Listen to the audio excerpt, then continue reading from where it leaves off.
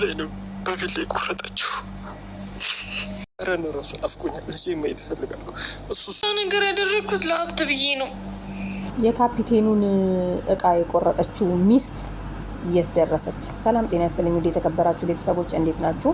እኔ ያለው እግዚአብሔር ይመስገን። ቤተሰብ እንግዲህ መግቢያ ላይ እንደሰማችሁት በጣም ያሳዝናል። እንዴት የሴት ልጅ ጭካኔ ምን ያህል የት እንደደረሰ ነው የሚያሳየው ማለት ነው ይሄ ቪዲዮ። እንግዲህ ባለቤቷ ካፒቴን ነው ወይም ደግሞ የአየር አብራሪ ሚስት ናት ማለት ነው። ለንብረት ብላ ብልቱን ወይም ደግሞ እቃውን በሌሊት ቆርጣ አስቀምጠዋለች። ምክንያቱ ደግሞ ምንድነው? ንብረቱን በራሱ ስም ነው ያደረገው። ያለውን ንብረት በሙሉ በራሱ ስም ስላደረገ ያንን ንብረት ለማስመለስ ወይም ደግሞ በስሜ ለማድረግ ስል መርፌ ሳስወጋው፣ ጠንቋይ ቤት ሲሄድ መድኃኒት ሳመጣለት፣ ሳበላው ምን ስለው ምንም ነገር ሊረታልኝ አልቻለም። ፈርምልኝ ስለው እምቢ ይላል። ስለዚህ ማድረግ የቻልኩት ምንድነው? ሌሊት ላይ እቃውን ቆርጠው ከቤት አይወጣም አልጋ ላይ ማስቀረት ነው ብላለች ማለት ነው። እንግዲህ ካፏ ቃል በቃል እየተናገረችው ሚስት። ባል ደግሞ ምን ብሏል? እንግዲህ ይሄው አሁን የማላቀው ሰፈር አምጥታኝ አስቀምጣኛለች። ምክንያቱም ሰፈሩን ራሱ አላቀውም፣ ከቤት አልወጣም፣ መሄድ አልችልም፣ መራመድ አልችልም። ስራዬንም የለቀኩት አንዴ ምኑን አዙርልኝ አንዴ ቤቴን አዙርልኝ እያለች አብሬያት ስንከራተት በነበረ ሰዓት ከስራዬ ወጣውኝ ቀረውኝ። ፓይለት ማለት ቀላል ስራ አይደለም። ደሞዙም ጥሩ ነበረ። በዛን ሰዓት ቤት አለኝ፣ መኪና አለኝ፣ ብዙ ነገሮች ነበሩኝ። ገባችሁ አይደለ? ይሄ ሁሉ እንግዲህ በስሟ ስላልሆነ ብቻ መድኃኒት ታበላዋለች፣ ዶክተር ጋር ትሄዳለች፣ መርፌ ታመጣለች፣ ትወገዋለች። በዛ ሁሉ አልሰማላት። ከዛ በኋላ እንግዲህ መጨረሻ አማራጯ ምንድነው? በሌሊት ተነስታ እቃውን መቁረጥ ነው። አንድ ሰው ደግሞ ብልቱን ከተቆረጠ መንቀሳቀስ ቢያንስ እንኳን ልጅ የወለደልሽን አባት የ5 ዓመት ልጅ አለን ብላለች። ልጁንም እንዳይ ቤተሰቦቼ ጋር ወስጄ አስቀምጨዋለሁ ብላለች እሷ ማለት ነውና እዚህ ጋር እንግዲህ እንደምታዩት አንገቷን ይዞ ትናገሪያለሽ አትናገሪም ብሎ ሲያፋጥጣት እናገራለሁኝ። አያችሁ አይደለ? እናገራለሁ በቃ ብላ ምክንያቷ የንብረት እንደሆነ ሌላ ነገር ምንም ችግር እንደሌለባት ያለውን ገንዘብ ወደ እሷ ስም ማድረግ እንደቻለች። ምክንያቱም አልጋ ላይ ከተቀመጠ በኋላ እሱ ከቤት አይወጣም፣ መድኃኒቱን እያመጣች እንዳይድን ደግሞ በጣም የሚገርመው ከቆረጠችው በኋላ እንዳይድን ወይም እንዳያገግም መድኃኒት ከሐኪም ቤት እያመጣውኝ ከባህላዊ ቦታ እያመጣውኝ እወገዋለሁኝ፣ ከምግብ ጋር ሁሉ እየበጠበጥኩ ሰጠዋለሁኝ። ከዳነ ደግሞ አሁንም ስለሚያስቸግራት ማለት ነው። አያችሁ አይደል? ከዛ በኋላ ልክ አልጋ ላይ ያስቀመጠችውና ከቤታቸው ከራሳቸው ቤት አውጥታ ወደ መጨረሻ ወደ ከተማ አምጥታ ቤት ተከራይታ አስቀመጠችው ማለት ነው።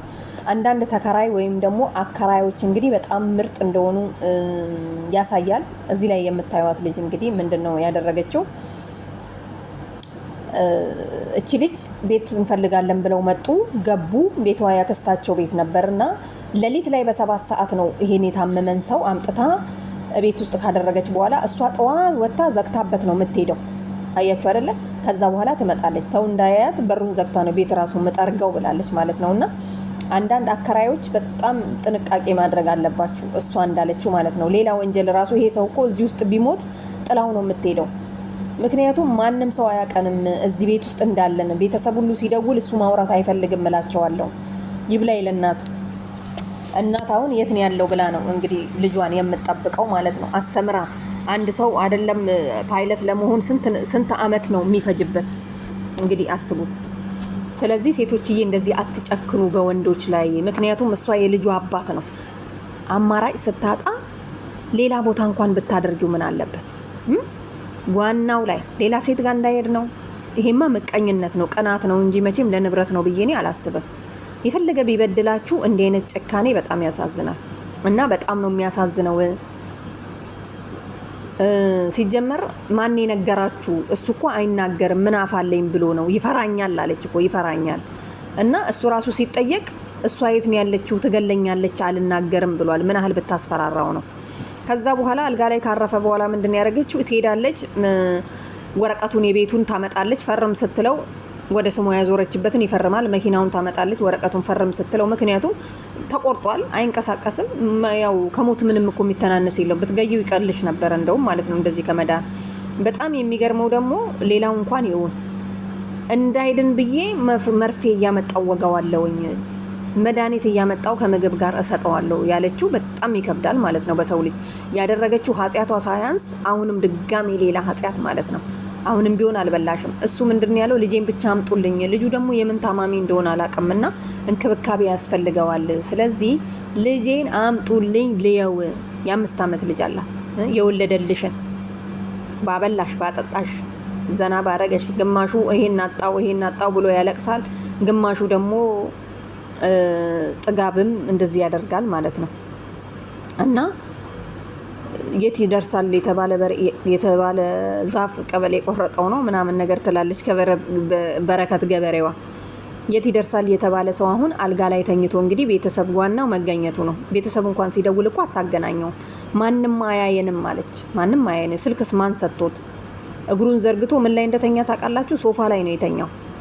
እንግዲህ አንድ የፕሌን አብራሪ ውጭ ሀገር ሄዶ ነው የሚመጣው። የት ደርሶ እንደሚመጣ እንግዲህ ፈታ ብሎ ተዝናንቶ የሚመጣበት እንትን፣ እሱ ግን ስራ ትቶ በጣም ያሳዝናል በእውነት። አንቺማ ብድርሽን ይክፈልሽ።